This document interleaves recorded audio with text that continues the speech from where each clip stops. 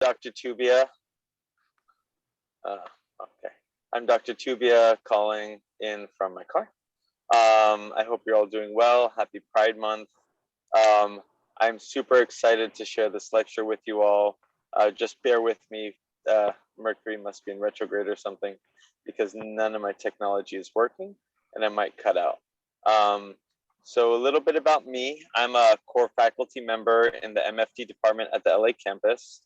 And my academic and research and my professional private practice focus on working within the LGBTQ plus community. And I specialize in non-traditional unions. And I really try to provide an affirming and expansive experience, especially for my couples, because you'll see the lecture today was informed by my dissertation that I did in Germany, really trying to understand what the experiences of gay men are as they navigate relationship formation. So a little bit about today's presentation outline. I'm going to give you a prompt for what we're going to discuss, talk about some background didactics, discuss the research study and the findings and the clinical implications using some of the quotes, but really I want to leave you all with a takeaway of how to expand your vision of how to counsel not just LGBTQ plus relationships, but also any kind of relationships. All right, gotta figure out how to do that. All right, so I want this to be a bit engaging. So, you know, I want to know if any of you guys can jump in really quick, maybe one or two of you, and answer that question. What is a relationship? I can see Cameron, so I'm going to ask Cameron because I'm looking at my phone and I see a couple of faces, and his is the only one I see. So, Cameron, what is a relationship? Well, there's lots of types of relationships. There's romantic. I would say any sharing of yourself with another person and them sharing also. Yeah. So it's definitely it requires two or more people to have an agreement or just a understanding that what they have is something unique to them and different than what they have with other people.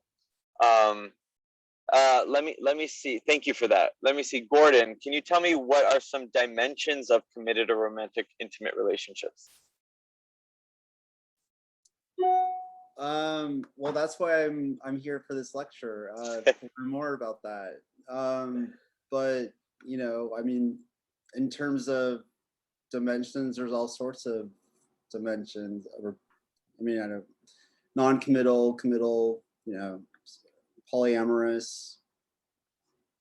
Yeah, so thank you for that, because you're talking about things kind of like you're dancing around them, and so my hope is as we go deeper, you guys get a clear understanding, because you just brought in a bunch of words that are related but not necessarily similar constructs.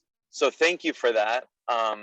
So this is what we're going to talk about. We're going to go over some dimensions of relationships, understand a little bit about how our lived experiences rely on these definitions and these dimensions, and how we come to define these concepts will then dictate how we navigate those relationships, and as clinicians, how we counsel people in that journey. So a little bit at first about what we know about relationships today. We know that predominantly in the literature, heterosexual couples are the ones that have been the most researched. They're also the ones who've benefited from a legal definition of what their partnerships are, and therefore making it very easy for researchers to explore them and understand them. Until gay marriage became legal, very little was known about the gay dyad relationship because there was no agreed upon definition about what that was. So you get a lot of qualitative studies about gay relationships in the past, and more recently, after 2008, you get a lot more quantitative studies, but we'll get into the complexity of that in a little bit. In the absence of legal recognition, gay men have always found different ways to ceremonialize their partnerships, which is very important to keep in mind. Just because there wasn't a legal recognition doesn't mean that they didn't struggle with the same kind of issues that all types of people struggle with in their relationships. One of the other things is that our priorities are, our individual priorities dictate the kind of relationships that we get into. And one of the things that I want you to hold in mind is how the lived experiences of different people affect their relationship structures and their journeys to relationship maintenance in different ways. And because of that, and in spite of that, we all champion a specific structure for a relationship as the most successful type of relationship. And that is something that we're going to question during this next hour. We know that the number of non-traditional partnerships are growing. More people are walking away from a traditional understanding of what a relationship looks like and exploring different alternative ways. So the ultimate problem is that we don't have enough research on all these other people and all the other types of relationship structures that they're exploring. And as clinicians, when we have people who are coming to us either to explore other types of relationship structures, or those who find that the traditional one is not working for them, we owe it to them to really reflect on how our own understanding, or the dearth in our own understanding, is impacting the way we are treating these clients. So a little bit first about what we know about homosexual dyads. We know that the level of social recognition that the relationships experience means that they have higher levels of community involvement and relationship satisfaction. We know that social recognition and acceptance is a mitigating factor for gay men's levels of life satisfaction. We know that committed relationships were just as important to gay people or LGBTQ plus people as they are to heterosexual people. We know that there are many opportunities and challenges that all people face in their relationships in response to that traditional structure that has been in place for such a long time. We know that, you know, if we standardize LGBTQ plus relationships with heterosexual ones, they actually fare the same way. There isn't too much different if we hold the dimensions even, and that many men in gay relationships actually offer higher experience and report higher levels of intimacy and trust and satisfaction in their relationships. You know, I'm just going to go to the takeaway because I know that I can talk a lot. So when we compare heterosexual and homosexual relationships along the same dimensions, they generally appear to function similarly. When gay men adopt a heteronormative relationship construct, they actually often sometimes fare better than their heterosexual counterparts. And I just realized I said, let's talk about heterosexuals, but I talked about homosexuals. So some of the challenges, right? So going back to the question I asked Gordon, what are the dimensions of the relationship, of a romantic relationship? One is level of commitment, okay? Is it formally recognized? Can I say to my partner that what we have is different than what I have from someone else? So that's the commitment is the first dimension. Composition is the second dimension, right? Are there two people in the relationship, or are there more than two people in the relationship? Formalization is the third dimension. Can I have my relationship formally recognized? That can either be legal, through faith, or through community. So it doesn't matter how, but just that level of recognition, formal recognition, has a strong impact on people's satisfaction and level of comfort in the type of relationship they have. Cohabitation is a fourth dimension, and sexual promiscuity is the fifth dimension. There are other issues that may arise that are unique to people's unions, but these tend to be the five main dimensions of that encompass what a romantic relationship comprises of. Depending on where you land on each dimension, different structures might feel more comfortable. So that's also something to keep in mind. There's kind of like a matrix. So in the absence of a more expansive understanding of what a relationship is, we find it very hard as researchers and as clinicians to understand how to evaluate those relationship structures or how to treat them when they present in our therapy room. All right, so some of the challenges, again, of researching, we have no agreed upon definition. The legal recognition of gay marriage by the government still is a two-person relationship. And there's a lot of data showing that gay men often engage in triads or are open or have dyad relationships with an extra partner. And none of these kind of fit a standard definition and therefore don't appear in the literature that often, therefore precluding us from making any kind of assumptions about their level of satisfaction. We also need to understand that there's a rapid generational shift in terms of how accepted gay people are and gay relationships are, and that is also a factor that will change the way we reflect on our data and collect information. All right, so what do we know? I'm just gonna, I talked about that. So I did this study, I did a qualitative study in Berlin.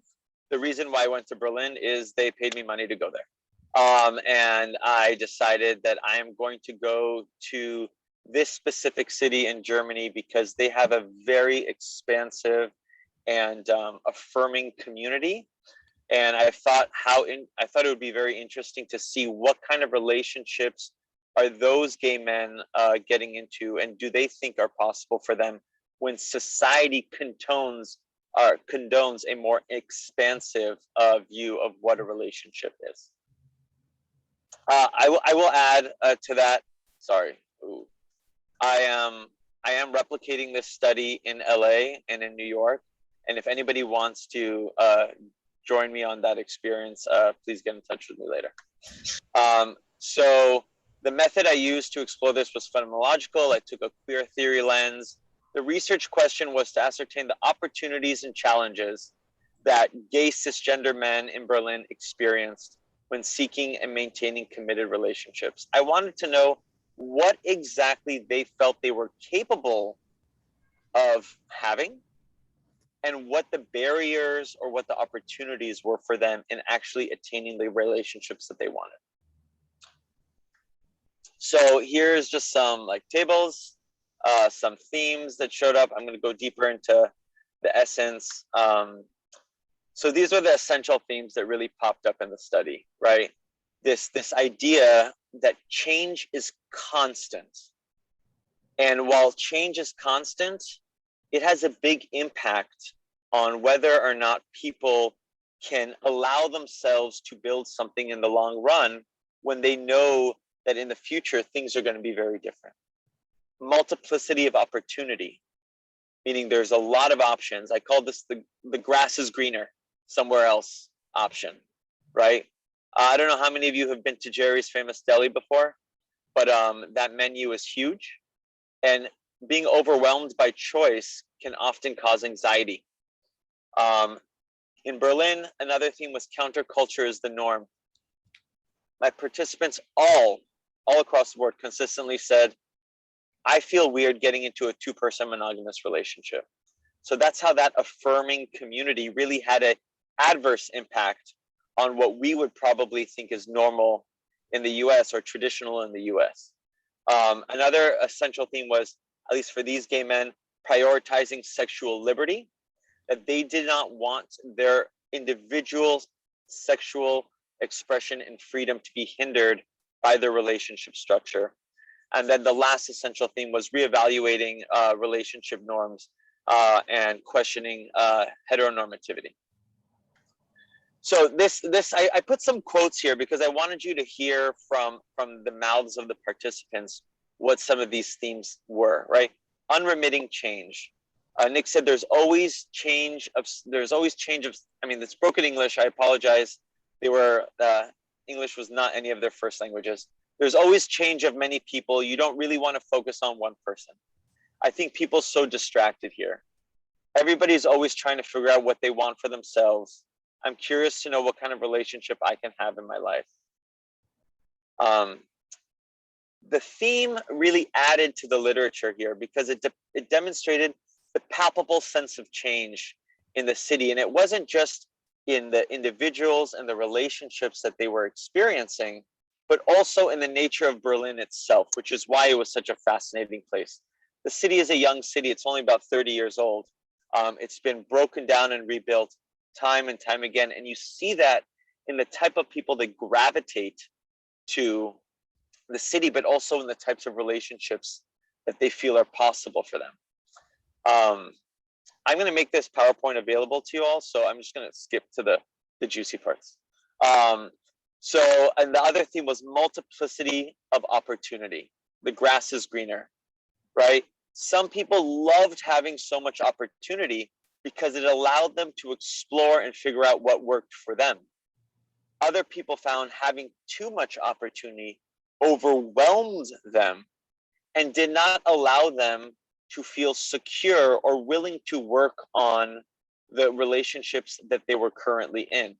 If they felt like somebody else would match more of their criteria or be a better fit for them, they were less willing to work on their conflicts, less willing to put in the work into building something in the long term because they would have to compromise more. So it had a dual effect on the relationship outlooks of the men in Berlin. This particular theme confirmed Schneiper's 2016 assertion, saying that people would venture into more different kinds of relationship structures if they had the ability to do so.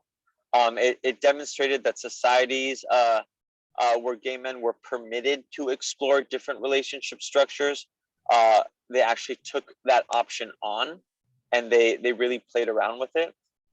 It also showed that the social permissibility of opportunistic exploration meant that gay men were more dismissing of heteronormative relationship constructs and more accepting and exploratory of non-traditional union opportunities. Counterculture being the norm, you know, if there's an affirming community that allows you to explore, you're more likely going to feel comfortable exploring. I think this is not rocket science, but it did have an adverse impact on individuals who wanted to find something that was more traditional because the people around them were less inclined to do so. So they were in the minority. They found it more difficult to find partners who were willing to put in the work to establish those relationships. I'm going to skip all this. Prioritizing sexual liberty. So I think gay men have a reputation for being sexually promiscuous. Whether or not that is rooted in truth, I think is debatable. But I don't think gay men really dissuade anybody of that notion. And in Berlin, which is a sex positive city, and sex is as available as a latte is in LA. And so there's this challenge to a relationship and to monogamy, which is a dimension of a traditional relationship that is always making people, at least in Berlin, feel uneasy. And so several of the participants really talked about this challenge of wanting to promote their individual sexual identity and desires, but not knowing how to factor it back into the relationship that they were trying to build with their partner. or really how to have that conversation with new partners. It also had a big impact on communication patterns and conflict resolution.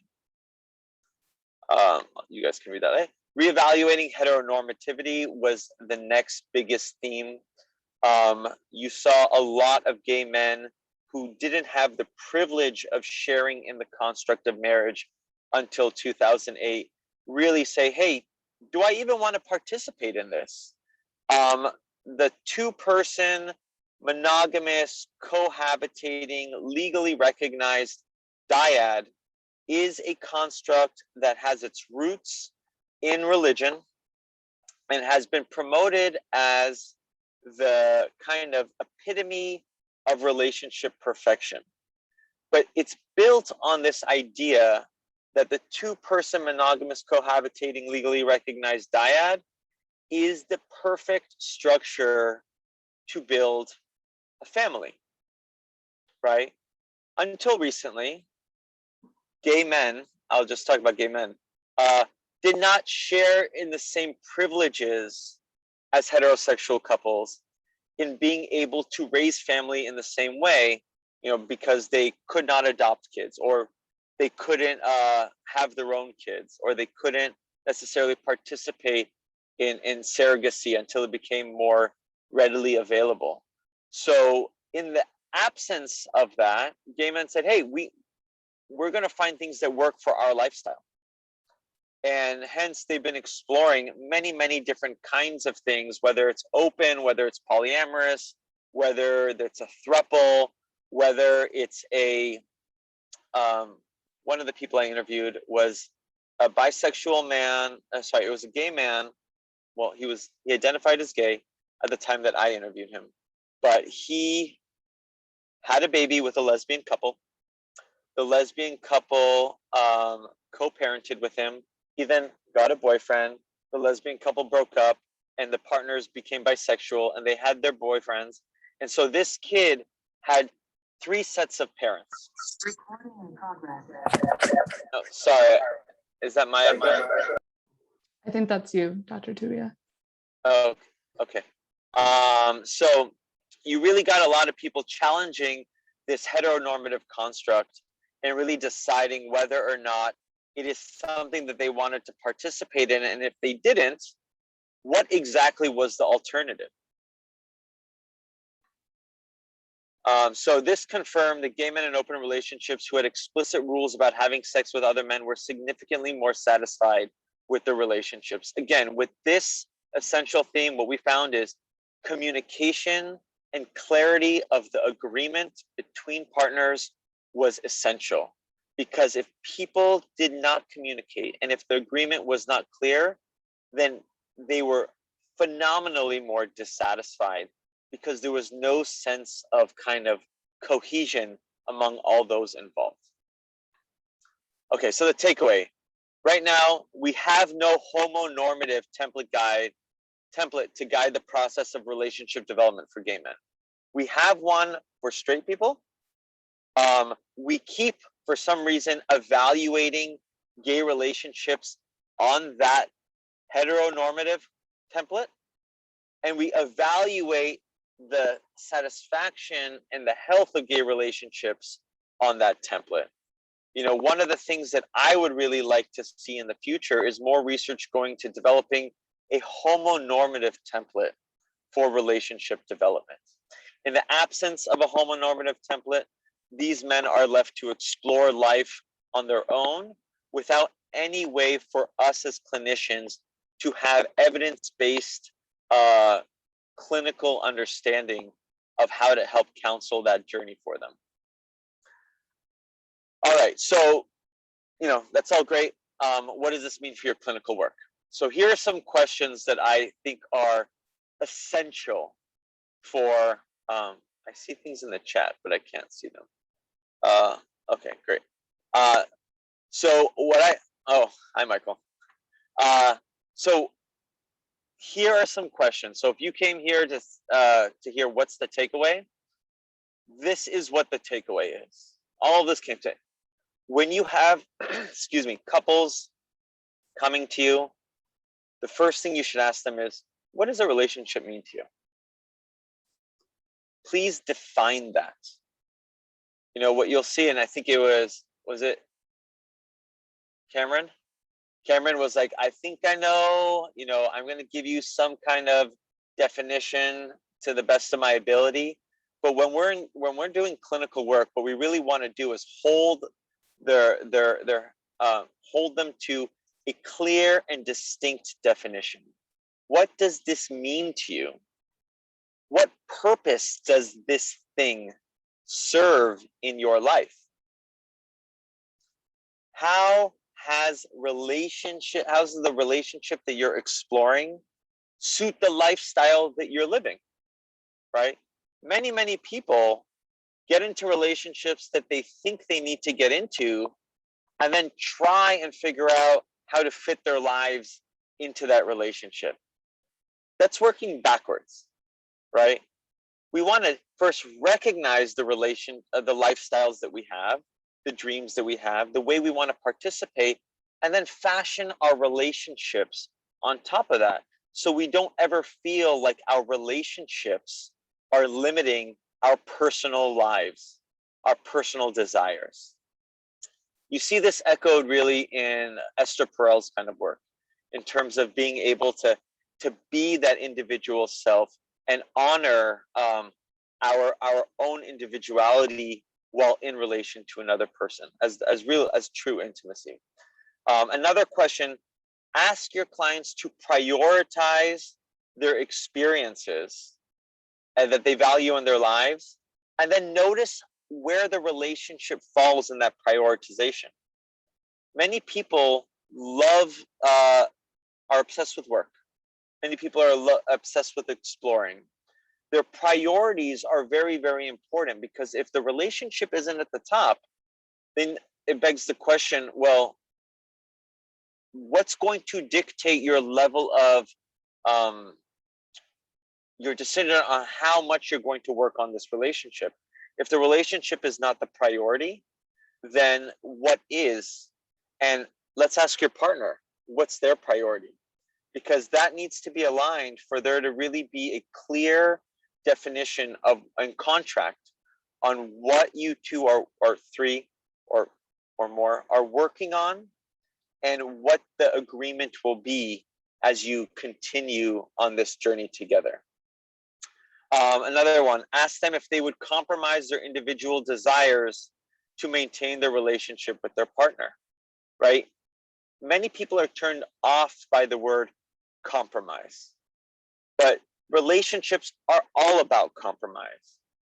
It's about collaborating on that compromise and saying, where can I let myself flourish and let the relationship flourish? And then for the other partner, let that person's individuality flourish, and then how they view the relationship in response to that.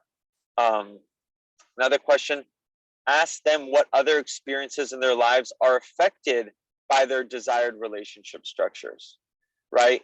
You could be in a polyamorous relationship, but if you don't have a community that will affirm that kind of union, or if you are not around people who will respect your, let's just say, polyfidelity, right? The fact that you might be polyamorous but monogamous to one person, or if you're around a community that won't respect your monogamy, then it will really put a strain on that relationship. So it's very important for them to begin to think about how their larger lived experience will come into play with the relationship of their choosing. How do they navigate conflict in the relationship? How does the relationship structure they're exploring support the priorities of all involved in the relationship? And how do they find social support for their non-traditional relationship formations?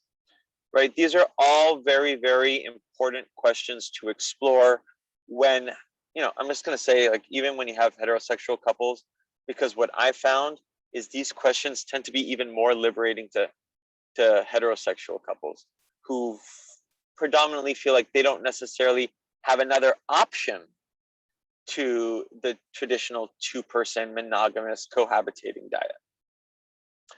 All right, so let's go to the, if I was going to boil this all down to one thing, is the most important thing when counseling non-traditional couples, or I might argue all couples, is trying to understand what is the agreement between the partners.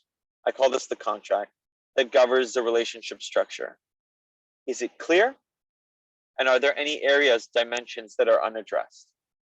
Vagueness with these questions will most surely and most definitely cause relationship distress. So, if there's one thing that you should know if you have couples who are exploring this kind of work in your room, is you need to have a sense of clarity over what the agreement is, and help them communicate that agreement to one another. All right, so I'm just gonna skip this. All right, my references. All right, so I'm gonna stop sharing. Anybody have questions? Remove this now. So I zipped through that. I apologize. I was not even looking at the clock, but I'm also getting very hot in the car. So anybody have questions? I know, Gordon, you said you're here to figure that out. So maybe I can ask you, what are some things that you heard me say that may have given you some more clarity, or do you need me to explain something further? No, just how you talked about how important it is that each party in the relationship knows, the character, the type of relationship that they're in, and just how important communication is. And I have a question about my dissertation, but I'll ask you afterwards. It's regarding the LGBTQ community and sobriety.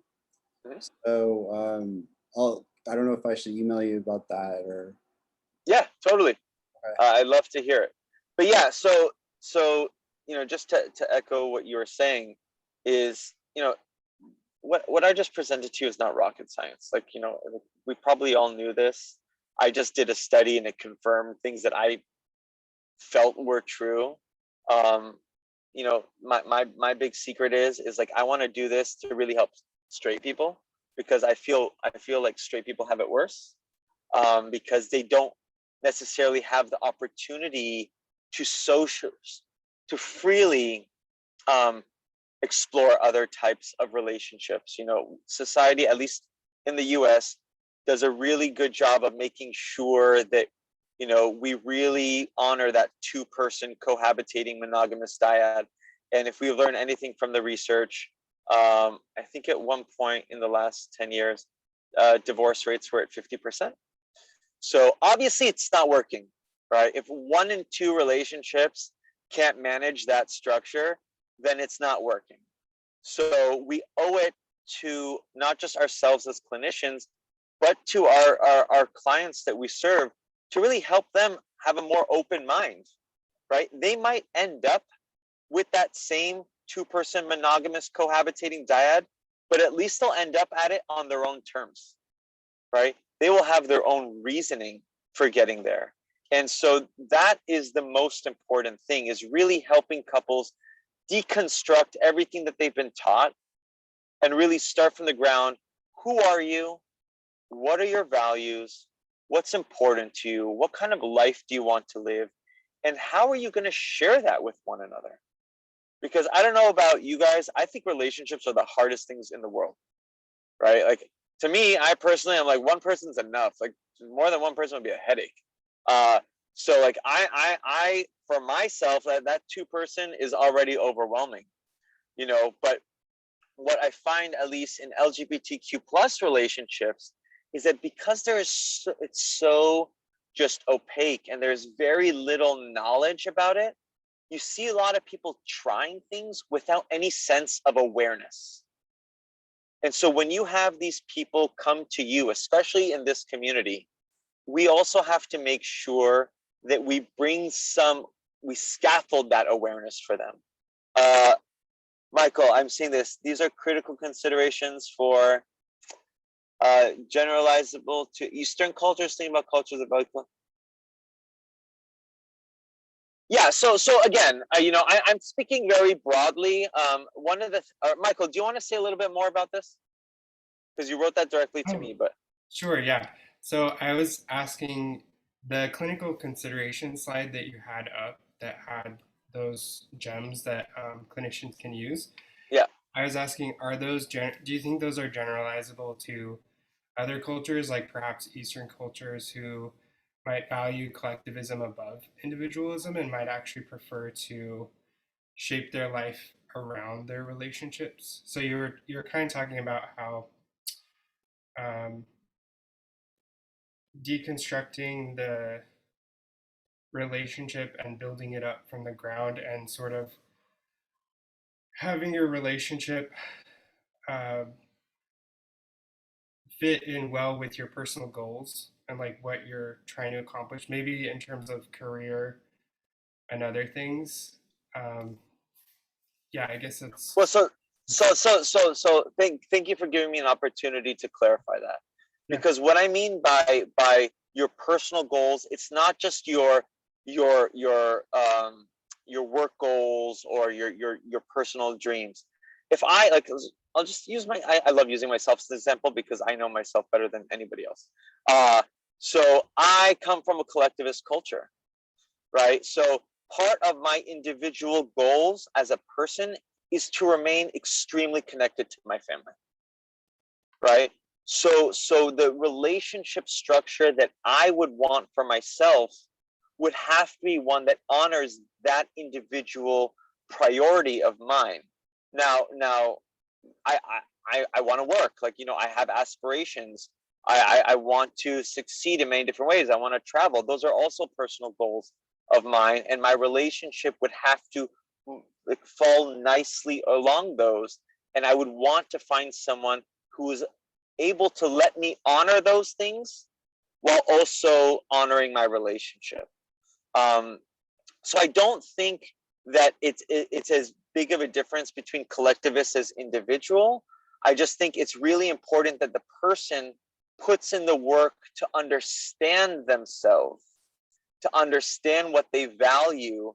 So when they are talking about a relationship that would work for them, it comes from a place of awareness, right? A lot of what I saw in Berlin specifically, and I'm going to say anecdotally because I'm not going to say it showed up in the study, but more in terms of my conversation with people, is when people are unsure, the relationships tend to be shorter and have more conflict, right? And as they develop a larger and more solidified sense of self, the relationships become longer and or they will experience less conflict. Now, that's a broad generalization. There are always going to be people who find someone who they vibe with and they can just kind of grow together. But I think if I'm going to be general anecdotally, the longer you don't know yourself, the shorter your relationships are and the more conflict there might be, because you're constantly changing. And so your relationship will need to keep reinventing itself as that happens. And one of the things we know about relationships is it's very hard to reinvent relationships as quickly as we grow in our individual sense of self, right? Because there's two people that need to kind of join in that change, or two or more. Right? I always have to catch myself. Two or more. Relationships are not just between two people. Any other questions? I mean, I'm just going to pick on people because I like that. Yeah, Cameron. What happens when like someone wants to change the agreement? Like the relationship started monogamously and someone says, I'm thinking about opening it up, and how would you navigate like a change in agreement? Like, do you just, maybe you guys should break up, what's so fantastic, because I as the clinician always have my defaults. I put a disclaimer in everybody's agreements, right? And you saw that because one of the themes in the first theme, unremitting change, right? Everybody, individuals, couples, families, cannot deny the reality that change is constant. It is the only constant in this universe, right? Time is not constant, gravity is not constant, change is constant. How that changes, so like it varies, but like in every contract, there should be an understanding that change is going to happen and that we will have a way of navigating change. And so if couples come to you in the midst of wanting a change, that's one thing. But if you're helping build someone up from the bottom up, then you as the clinician always make sure that that change disclaimer is in there. But so if people are coming in and asking you about opening it up, what I first like to do is my go-to when I have anybody come is, what are your values? Individually, what do you value in your life? Because if your values are not aligned, then your relationship is screwed from the beginning, right? If you guys cannot honor each other's values, right? Now, opening up a relationship, very, very vague concept. Now, do you mean sexually opening? Do you mean emotionally opening? Do you mean spiritually opening? Like, what are you opening? And so I'm a narrative clinician, so I like jumping on people's language. So I'm like, what is an open relationship? I just play dumb. I'm like, so what does that mean to you? Because most of the time they're like, I just want to go sleep with someone. I'm like, okay, but like the way you sleep with someone is to feel emotionally connected to them. And your partner is saying that you can't be emotionally open either. So how are you going to figure that out? Right? What I do is I deconstruct these vague terms for them, because a lot of, I'm going to talk about just gay men because I know them the best. A lot of gay men think they know what these words mean, right? I know what an open relationship is. And I'm like, no, you don't. You don't know what any of this means, right? Your friends are doing it. You think they're successful, but you don't know what's going on behind the closed doors. Like, you're like, oh, how come they can do it? How come we have such a hard time? No, stop doing that. What does an open relationship mean to you? What does polyamory mean to you? Because the biggest issue I see is the difference between open relationship and polyamory, which, please, everybody come June 11th. We're going to do polyamory 101. But people don't know the difference between polyamory and an open relationship. So to answer your question, go back to the basics, ask them what these words mean to them, and make sure that it's clear. Because sometimes they're asking for things that they don't really want, right? And it's okay to want something. It doesn't matter what the agreement is at the end of the day. It has zero impact on any of the things I said. The agreement can be whatever the couple wants, as long as it's clear, and as long as they can communicate, and as long as they honor it. That's it. If all three of those things, if one of those things is not present, then there's distress. There has to be communication, there has to be honoring the agreement, and there has to be clarity. Thank you for letting me expand on that. I'm just going to pick on the people whose faces I see. So, Andrea, tell me what's going on for you. I'm just kind of soaking it in right now. I'm a first year, so I'm just trying to really here. In what program? Clinical psychology, the PsyD program in Anaheim. Cool. Mm-hmm. Cool. I'm just kind of thinking right now and seeing how I can apply this to folks that do not experience romantic attraction or aromantic folks. I know, just like anyone, there are different types of relationships that people go into, and they're no different. So I guess I'm just trying to, in my head, just take some of these concepts and apply it to like platonic relationships or similar structures. I love that, because just one of my first, or it wasn't one of my questions that was on my interviews, but it definitely was one I ended up asking. I was like, how is a best friendship different than a partner? Very, very few people could answer that with any sense of clarity. You know, they wanted to, you knew they were desperate to do it, but they couldn't figure out how to put the language together. And so when it comes to platonic, my question to you is, well, what does romantic relationship mean to you? Does it mean sexual? Because you can have a loving relationship, an intimate relationship with someone that is non-sexual, right? And I know many gay couples who have not had sex with their partners after a month of being together, right? And to deny the sexual aspect of a relationship is problematic, right? But if you are asexual or don't have a strong sexual kind of pull, then that's just your sexuality, right? And that's not a problem. But communicating your attraction, your intimacy is still important.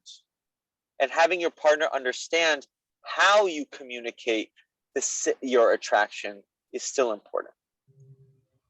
And more importantly, finding from the partner's end, finding someone who honors your intimate experience and how you express intimacy and doesn't project onto your expression and your sexuality some sort of judgment.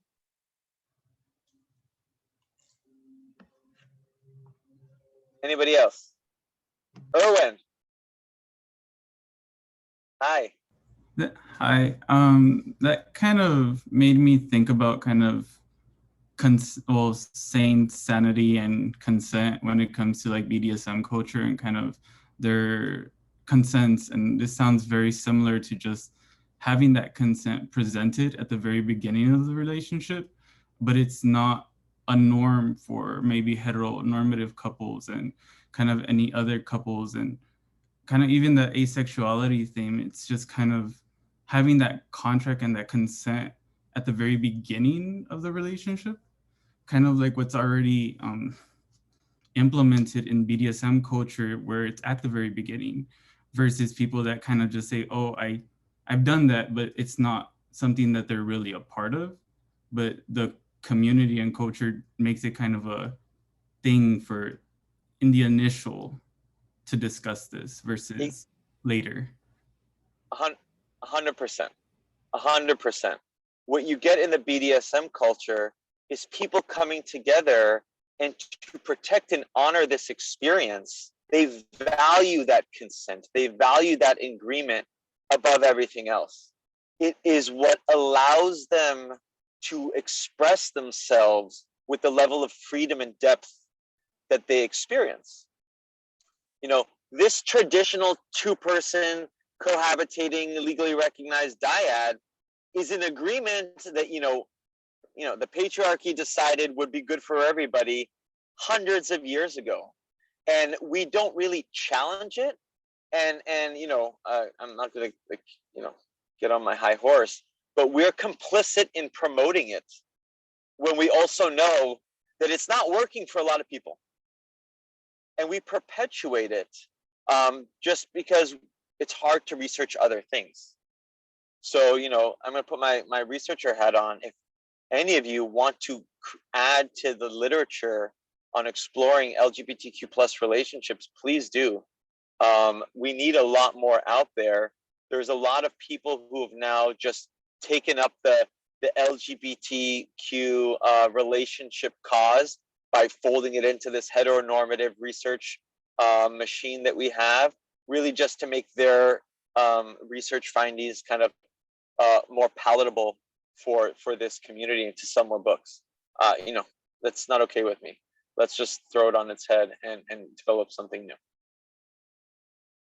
Thank you, Erwin. Anybody else? I have a question. I'm Yeah. really interested in your thoughts on like sort of disclosure and sort of coming out, as far as maybe if one partner is out and the other one isn't, or even coming out to parents that are sort of anti-gay perhaps, or coming out as in a triad. Like, how does that work from a clinical standpoint? I'm kind of starting like early stages of thinking about research in coming out and disclosure and how that affects gay men. But I think it's worth talking about the idea of relationships. Like you just bring home your boyfriend and say, hi, mom and dad, I'm gay and this is my boyfriend, or this is my boyfriend and my girlfriend, or this is whatever. I'm just interested in your thoughts on that. So I'm curious, are you talking about the experience of coming out and how it relates to the health of the relationship? Or Yeah, I think so. I think, yeah, how it relates to the person, to each person's sort of like mental health, you know, in the relationship. Because obviously it's going to be a problem if you've got one person who's out and the other person isn't, you know, that's a pretty standard issue situation, I think. But, you know, how do you advise somebody in that situation, I think is what I'm trying to get at. so if I had a relationship like that present to me as a clinician, one of the things I would do is be very frank with how the limitations of one partner are limiting both people, right? And again, it goes without being said, there's no judgment here, right? It's just that the relationship is only as healthy, is only as limited as the person who has the most limitations, right? If both people are open, then there's more space to occupy in the relationship. So that's one of the things I would say. And it's okay, you know, not everybody has to be fully out, but as long as they begin to communicate and navigate that journey together and honor both people's emotional kind of responses to those limitations, as well as concerns about social kind of relationships that they're going to have and the implications it's going to have on the relationship, then that is, I think, all we can do, right? We can't force people to come out, which that's obvious. We also can't force people who are in a relationship like that to feel comfortable with the relationship they're in if it's a source of discomfort for them, right? I have seen many people get into relationships with people who are in the closet. I'm like, listen, you knew this person was in the closet, right? Or you knew this person wasn't out to this part of their life or this part. So you signed up for that. It's on you to take responsibility for agreeing to something and admitting that, hey, I didn't think this through, right? Listen, a relationship's a tango. Both people have responsibility. It's never one person. So getting both partners to acknowledge what it is that they agreed to, whether or not they thought they were agreeing to something else, is the conversation to be had. But to take responsibility over where they are right now and understand with some sense of clarity what it is they would like and if it's worth moving forward together or not. I think we're about at the end. So I'll just say thank you for all coming. Like, I love giving this lecture. I love talking about this stuff. So I'll do it night and day. If you have any questions, you can always email me. My email is btoubia@the Chicago School, or you can just type in my name and I'll pop up. Or you can reach the illustrious Megan Marshall, and she's like the blood that makes the whole school flow. So she will have any question, any response that you might want. And yeah, I know some of you have some interest in other stuff. I'd love to talk to you about that stuff. Again, I'm going to replicate this study again in LA. So I'd love to hear from all of you. I'm super interested in anything LGBT, so just reach out to me, and I'm going to shut up now. Megan, did you want to say something before we end? No, I was just going to add that, I put this in the chat, but if you want the recording, or I can get the slides from Dr. Toubia after this, if you'd like me to share that with you, just email me and I'll get that to you. Oh, and I have a handout. I'll send it to Megan. She can send it to all of you. Perfect. Yeah. And also, Cool. I know Dr. Toubia already plugged this, but he has another lecture next Friday at noon. So I hope that you all will be there as well.